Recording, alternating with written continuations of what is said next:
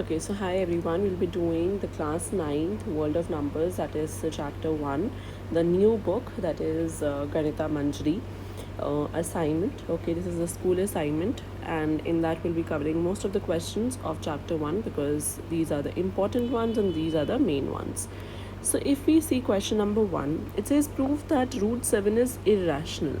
Okay, so what do you understand on the term, like on the contrary, that rational क्या होता है? Irrational is something which can be expressed as a fraction.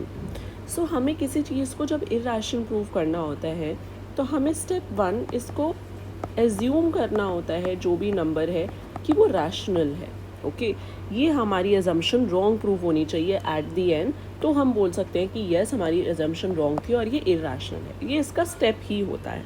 तो assume करना है कि √7 assume that √7 is a rational number. तो अगर ये rational number है so of course it can be expressed in the form.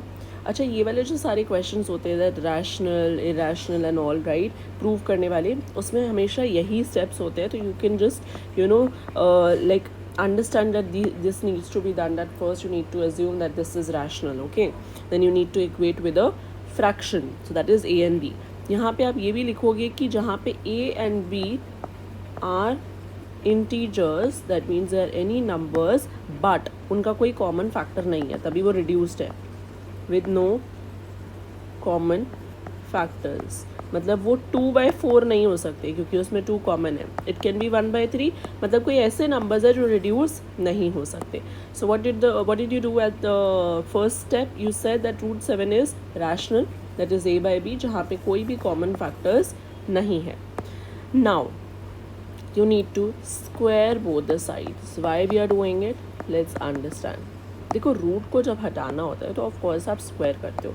तो √7 का स्क्वायर क्या होता है? What is √7 into √7? It is 7. हमेशा रूट का स्क्वायर करोगे so it is the number itself. a and b का स्क्वायर करोगे सो of course it's a square and b square. ठीक है. एंड आफ्टर स्क्वायर इसका मतलब है, इसको आप अगर क्रॉस मल्टीप्लाई करो that means 7b square is equals to a square. इसका मतलब है कि अगर जो a स्क्वायर है वो डिविजिबल है 7 से, क्योंकि जब किसी का नंबर यहाँ पे प्रोडक्ट हो रहा है और वो a स्क्वायर है तो मतलब a स्क्वायर का एंड 7 का रिलेशन है that a square is divisible by 7. तो अगर a स्क्वायर डिविजिबल है 7 से तो a भी क्या होगा? Divisible by 7. अगर कोई नंबर जैसे 49 डिविजिबल है 7 से तो ऑफ कोर्स 7 भी डिविजिबल है 7 से. अगर हम ले रहे हैं that if we have 3 square and वो 3 से डिविजिबल है, 9 डिविजिबल है 3 से, तो ऑफ कोर्स जो जिसका स्क्वायर है 3, 9 किसका स्क्वायर है 3, तो 3 भी डिविजिबल है 3 से. सो दैट मीन्स अगर कोई स्क्वायर डिविजिबल होता है तो उसका स्क्वायर रूट भी डिविजिबल होता है. So this was another step that अगर a स्क्वायर डिविजिबल है तो a भी डिविजिबल है. And you will write this is the fundamental theorem of arithmetic.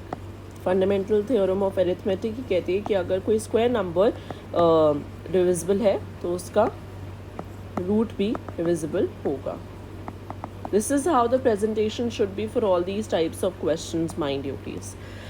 Then you need to see कि अगर ये आपका कोई पर्टिकुलर नंबर है जो 7 से डिविजिबल है तो we will see that a here a square is equal to 7b square, yes or no? And I also can say that a square is equal to 7b square here. So that means that a square is equal to 7b square. a square भी divisible है 7 से and a भी divisible है 7 से. अब हम कह रहे हैं कि अगर a और 7 में कोई रिलेशन है तो एक पर्टिकुलर नंबर रख देते हैं k. मतलब ये है कांस्टेंट कि अगर 7 को k से मल्टीप्लाई करेंगे तो भी वो a से डिविजिबल होगा, 2 से करेंगे तो भी डिविजिबल होगा, 3 से करेंगे तो भी डिविजिबल होगा. तो ओके ये हमने क्यों किया? क्योंकि हमारा रिलेशन था किसमें? a और 7 में. अभी हमने करा था a और 7 में डिविजिबिलिटी का रूल है, राइट. अब आपको कुछ नहीं करना, आपको a की यहाँ पे वैल्यू डाल देनी है. अगर मैं इसमें a स्क्वायर, आपको यहाँ पे 7b square is equals to a square दिया हुआ है, ठीक है. अब आपको a की वैल्यू पुट करनी है. a की वैल्यू यहाँ पे 7k है, सो 7k का होल स्क्वायर आपने किया So you have 7b square is equals to 49k square, right? Yes or no? Then 7b square 49 upॉन 7 उधर डिवाइड हो जाएगा, b square is equal to 7k square. इसका मीनिंग क्या है? इसका मीनिंग है कि b स्क्वायर भी किससे डिविजिबल है? 7 से। तो अगर b स्क्वायर डिविजिबल है 7 से तो ऑफ कोर्स यहाँ पे if b square is divisible by 7 तो b is also divisible by 7। but अगर a and b दोनों ही divisible है 7 से, यहाँ पे हमने बोला b divisible है और यहाँ पे हमने बोला that a divisible है, right? yes or no? तो that means fraction a by b lowest term में है ही नहीं। तो इससे तो हमारी कॉन्ट्राडिक्ट हो जाती है स्टेटमेंट की जो हमने a by b के इक्वल बोला था। that means कि ये irrational है।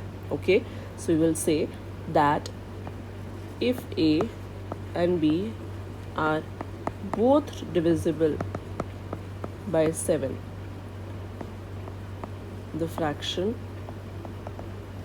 a by b is not in lowest terms, so which contradicts our assumption, मतलब हमारी assumption wrong थी।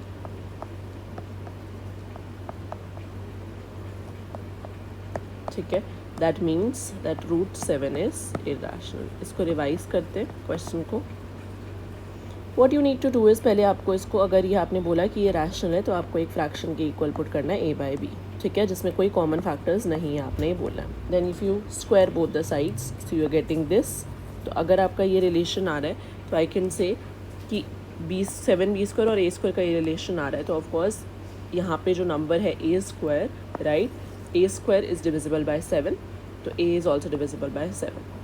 फिर आपने बोला कि ठीक है, अगर इन दोनों में रिलेशन है तो ये a 7 के हो गया, कोई भी नंबर, कोई भी कांस्टेंट है 7 से जिसको भी मल्टीप्लाई करेंगे वो a से डिविजिबल हो जाएगा, ठीक है।